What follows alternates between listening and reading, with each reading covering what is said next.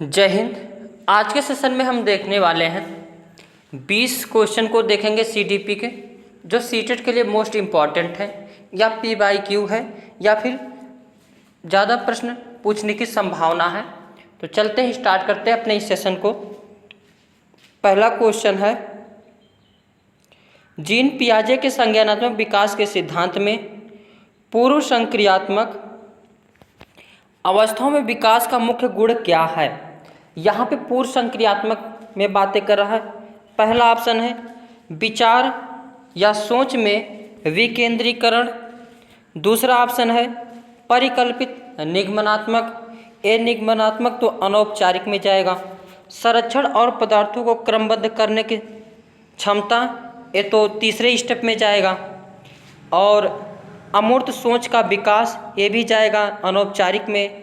और यहाँ पे पूर्व संक्रियात्मक अवस्था में अगर ये सी वाला ऑप्शन देखोगे, ये जाएगा औपचारिक संक्रियात्मक अवस्था में। बी और डी जाएगा अनौपचारिक में, तो बी भी नहीं होगा, डी भी, सी भी नहीं होगा और डी भी नहीं होगा। तो इसमें A option is the correct answer होगा कि पूर्व संक्रियात्मक अवस्था में विकास का मुख्य गुण विचार सोच में केंद्रीकरण होता है। दूसरा क्वेश्चन है, एक समावेशी कक्षा में डैश पर जोर होना चाहिए। यानी समावेशी कक्षा कैसी होनी चाहिए, ये भी समावेशी कक्षा पर इम्पॉर्टेंट क्वेश्चन बनते हैं। समावेशी कक्षा वो कक्षा होती है जिसमें सभी बालकों को एक साथ पढ़ाया जाता है, एक साथ बिठाया जाता है, चाहे विशिष्ट बालक हो या सामान्य बालक हो, सबको एक साथ बिठा के शिक्षण कार्य दिया जाता है। तो पहला ऑप्शन इसमें देखते हैं, अविभेदी समरूप निर्देशों। दूसरा है सामाजिक पहचान के आधार पर छात्रों का अलगाव। यहाँ पे अलगाव शब्द तो करना ही नहीं है, ऐसे ही ये गलत हो गया। हर बच्चे के सामर्थ्य को अधिकतम करने के लिए अवसर प्रदान करना, यहाँ पे अवसर की बातें करता है, तो टैग वर्ड के हिसाब से भी ये प्रश्न सही है। और चौथा ऑप्शन है प्रदर्शन अभिमुखी लक्ष्यों, तो इसमें चौथा भी नहीं होगा। और पहला और थर्ड में थोड़ा सा आशा लगता, अविभेदी समरूपी निर्देशों, नहीं ये भी नहीं होगा। तो इसमें C option is the correct answer होगा। नेक्स्ट क्वेश्चन देखते हैं, समस्या समाधान क्षमताओं को किस प्रकार सुसाध्य किया जा सकता है। इसमें क्या बताना है, समस्या समाधान क्षमताओं को किस प्रकार सुसाध्य किया जा सकता है। तो ऑप्शन इसमें देखते हैं, पहला ऑप्शन है समस्याओं के हल हेतु अटल प्रक्रिया को इस्तेमाल में लाना। यहाँ पे टैगवर्ड के हिसाब से अगर देखोगे तो अटल वैसे भी आपको रिगिड करना नहीं है, मजबूत करना ही नहीं है, ज़बरदस्ती करना ही नहीं है, तो पहला वैसे भी गलत हो गया। सेकंड ऑप्शन है समरूपों को के इस्तेमाल को बढ़ावा देकर, तो इसमें ये वाला थोड़ा हो सकता, देखता हूँ अगला ऑप्शन देखता हूँ, बी वाला हो सकता है। तीसरा, विद्यार्थियों में डर की भावना तो पैदा ही नहीं करना है, तो सी ऑप्शन वैसे ही गलत हो गया। लगातार अभ्यास और कार्यान्वयन पर जोर देना, तो लगातार अभ्यास भी नहीं कराना है और जोर भी नहीं देना है, तो इसमें बच रहा ऑप्शन बी ही, यानी इसका second option is the correct answer होगा। अगला क्वेश्चन है, अधिगम की अभिप्रेरणा को किस प्रकार कायम रखा जा सकता है।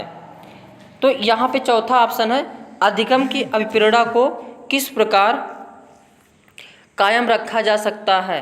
तो पहला ऑप्शन है प्रवृत्ता अभिमुखी लक्ष्यों पर जोर देकर। तो पहली बात तो ये है कि जोर देना ही नहीं है, और लेकिन यहाँ पे बात क्या करता है कि अधिगम की अभिप्रेरणा को किस प्रकार कायम रखा जा सकता है। तो यहाँ पे बात तो वैसे जोर देने की बात हो नहीं रही, यहाँ प्रवृत्ता अभिमुखी लक्ष्यों पर जोर देना है, क्योंकि बिना लक्ष्य के काम कर ही नहीं पाओगे। तो पहला तो ऑप्शन सही लग रहा है। दूसरा है बच्चों को बहुत आसान क्रियाकलाप देकर के नहीं, यंत्रवत याद तो कराना ही नहीं है, बच्चों को दंड भी नहीं देना है, तो इसमें पहला option is the correct answer होगा। अगला क्वेश्चन है, बच्चों को सीखने में कठिनाई होती है जब, तो इसमें ऑप्शन देखते हैं। पहला ऑप्शन है वे आंतरिक रूप से अभिप्रेरित हों। तो पहला तो कुछ ठीक लग रहा, फिर भी आगे देखो, बच्चों को सिखनाई में कठिनाई होती है। अच्छा, कठिनाई यहाँ निगेटिव रूप में बताना, कठिनाई, तो पहला तो सही है, इसलिए यह गलत है। अधिगम सामाजिक संदर्भ में, ये भी सही, इसलिए ये गलत है। विषय वस्तु को बहुरूपों में प्रस्तुत किया गया हो, ये भी सही, इसलिए गलत है। सूचना अलग अलग टुकड़ों में प्रस्तुत की जाए, यहाँ पे थोड़ा सा बात समझने वाली है कि बच्चों को हर चीज़ को जोड़ करके बताया जाता है। हालांकि ज़्यादा बड़ा मैटर हो तो उसको तोड़ करके सिखाया जाता है, लेकिन यहाँ बच्चों को कराना है, इसलिए ये कौन सा ऑप्शन हो जाएगा? Fourth option is the correct answer होगा। अगला क्वेश्चन है, एक गतिविधि के दौरान छात्रों को संघर्ष करते हुए देख एक अध्यापिका बच्चों को संकेत और इशारे जैसे क्या, क्यों, कैसे प्रदान करने का फैसला लेती हैं। लेव वाइगोत्स्की के अनुसार अध्यापिका की यह योजना क्या है? यहाँ पे देखते हैं वाइगोत्स्की महोदय का दर्शन हुआ है, और वाइगोत्स्की महोदय इसमें क्या कहते हैं उसको हम देखते हैं। पहला ऑप्शन है अधिगम के लिए पाढ़ आधारभूत संरचना का काम करेगी।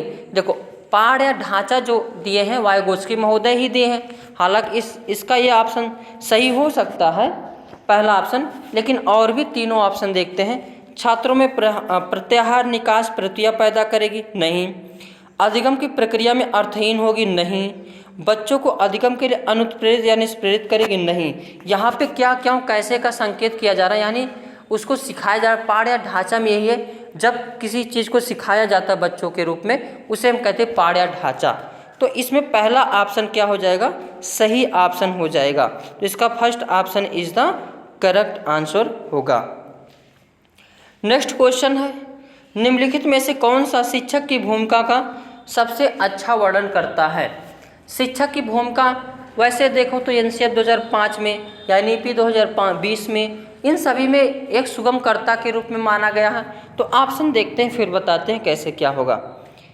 तो इसमें पहला ऑप्शन है आराम के लिए जगह बनाना, जहां बच्चे संवाद और पूछताछ के माध्यम से सीखते हैं।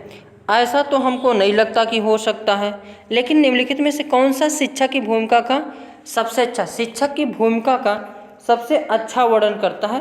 तो आराम के लिए जगह बनाना, जहां बच्चे संवाद और पूछताछ के, देखो यहाँ पे आपस में बातें करना, को रिलेट करके सीखना, ये पॉजिटिव है, ये तो सही लग रहा है। दूसरा है कक्षा में शिक्षक की भूमिका की सबसे महत्वपूर्ण भूमिका अनुशासन, अनुशासन यानी रिगिड बनना ही नहीं, अनुशासन वगैरह पे जोर देना ही नहीं। तो सेकंड ऑप्शन इसका जो है गलत है। और सही ऑप्शन है एक शिक्षक को निर्धारित पाठ्य पुस्तक का पालन करना चाहिए, ये भी नहीं है। पाठ्यक्रमों को समय पर पूरा करने के साथ साथ दोहराने के लिए पर्याप्त समय देना, नहीं। इसमें पहला ऑप्शन इज द क्या हो जाएगा? करेक्ट आंसर हो जाएगा।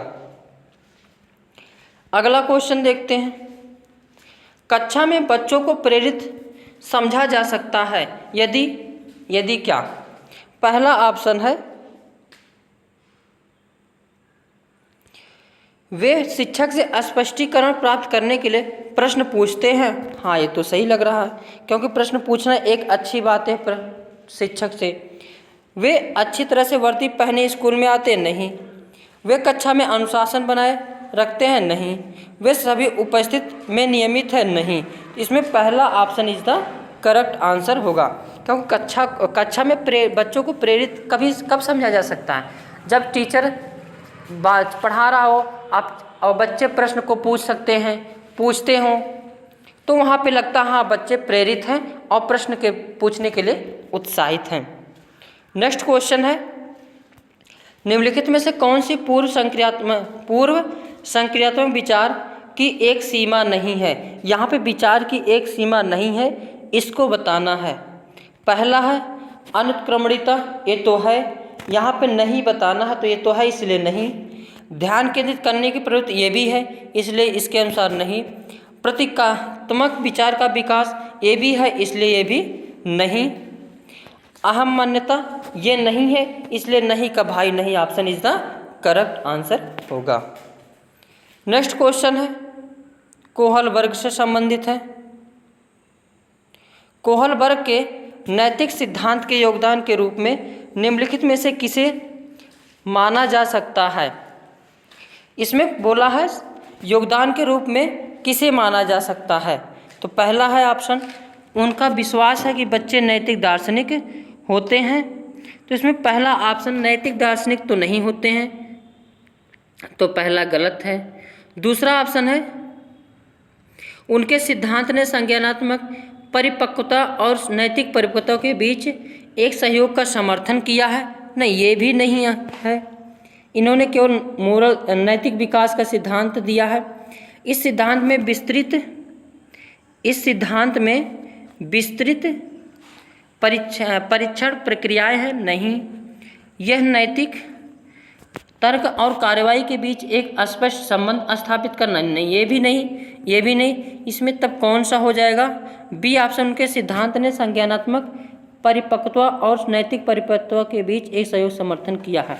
इसमें B option is the correct answer हो जाएगा। नेक्स्ट क्वेश्चन है, एकाधिक बुद्धिमानी का सिद्धांत कहता है कि, क्या कहता है? पहला ऑप्शन है प्रभावी अध्यापन के द्वारा बुद्धि बढ़ाई जा सकती है। नहीं।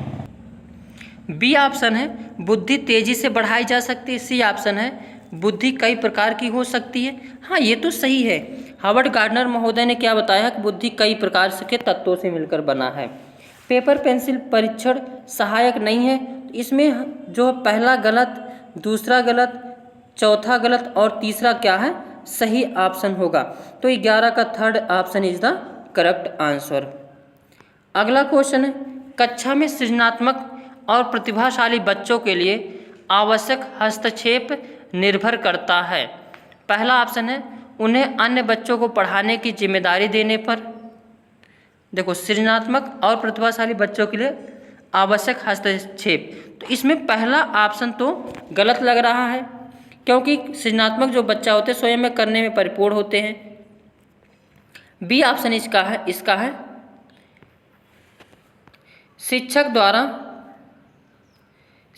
द्वारा अनुकूलित और प्रेरक निर्देशन तरीकों के उपयोग पर।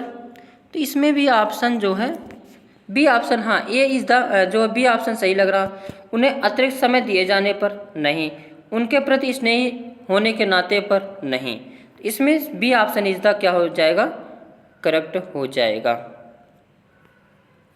अगला क्वेश्चन है, एक 3 वर्ष का बच्चा दूध बूथ पर एक मशीन द्वारा दूध का उत्पादन होता है। निम्नलिखित में से कौन सा बच्चे की समझ का सबसे अच्छा स्पष्टीकरण है? तो इसका ऑप्शन है बच्चे का परिवार बच्चे का प्रेरक वातावरण नहीं करता। नहीं, ये ऑप्शन गलत है।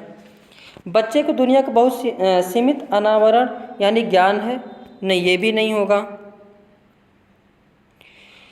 थर्ड ऑप्शन है बच्चे का जवाब दूध बूथ से दूध खरीदने के अपने अनुभव पर आधारित। हाँ, ये सही है, क्योंकि बच्चा रोज देखता था पापा वहीं से दूध लाते थे, इसलिए वह अनुभव पर बोला कि जो है दूध बूथ पर दूध जो है मिलता है। बच्चे ने गायों को कभी नहीं देखा। तो इसमें थर्ड ऑप्शन इज द क्या हो जाएगा? Correct answer. अगला क्वेश्चन है, भाषा के अर्जन एवं विकास के लिए सर्वाधिक संवेदनशील अवधि कौन सी है? इसमें भाषा अर्जन की बात करता है तो जन्म पूर्व अवधि नहीं, प्रारंभिक बाल्यावस्था या मध्य बाल्यावस्था या किशोरावस्था। यहाँ पे दिया है जन्म पूर्व अवधि, तो जन्म पूर्व अवधि तो कोई प्रभाव डालता ही नहीं है कि मध्य बाल्यावस्था नहीं, किशोरावस्था नहीं। तो इसमें प्रारंभिक बाल्यावस्था ये option is the correct answer होगा। यहाँ पे अगर शैशवावस्था दिया होता तो शैशवावस्था ही इज द करेक्ट आंसर होता। अगला क्वेश्चन है, निम्नलिखित में से किस मनोवैज्ञानिक ने बच्चों को ज्ञान के सक्रिय जिज्ञासु के रूप में देखते हुए उनके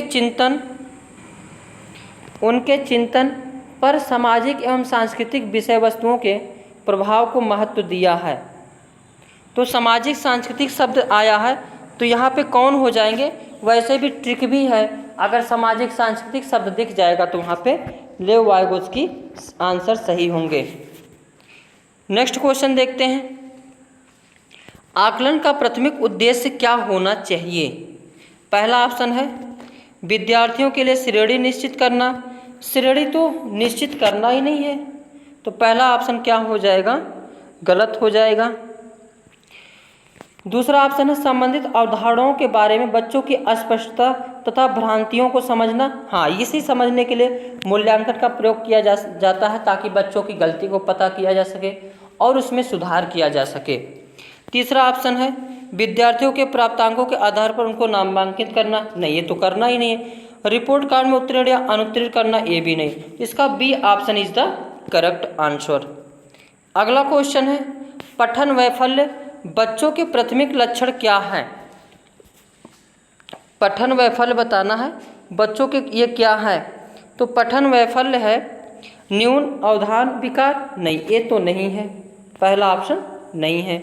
अपसारी चिंतन, पढ़ने में धारा प्रवाहिता, अगर ये है तो पठन वैफल्य होगा ही नहीं रोग, तो ये भी नहीं है। धारा प्रवाह पढ़ने की अक्षमता, हाँ, पठन वैफल्य या डिस्लेक्सिया क्या है, पठन विकार से संबंधित विकार है। अगला क्वेश्चन है संवेग एवं संज्ञान एक दूसरे से क्या है, ये ऑप्शन बताना है। तो पूर्णतया अलग, नहीं, अलग तो नहीं है। स्वतंत्र भी नहीं है। इसमें सन्निहित एक दूसरे से लगे हुए हैं, तो इसमें third option is the correct answer हो जाएगा। अगला क्वेश्चन है शिक्षक बच्चों की जटिल अवधारणाओं की समझ को किस प्रकार सहज कर सकते हैं। पहला ऑप्शन है एक व्याख्यान देकर। तो यहाँ पे बात हो रही है बच्चों की, तो व्याख्या तो देना ही नहीं है। प्रतियोगिता अवसरों की व्यवस्था करके, ये भी नहीं होगा।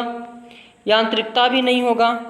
तो अन्वेषण एवं परिचर्चा के अवसर उपलब्ध करके, हाँ, ये option is the correct answer होगा।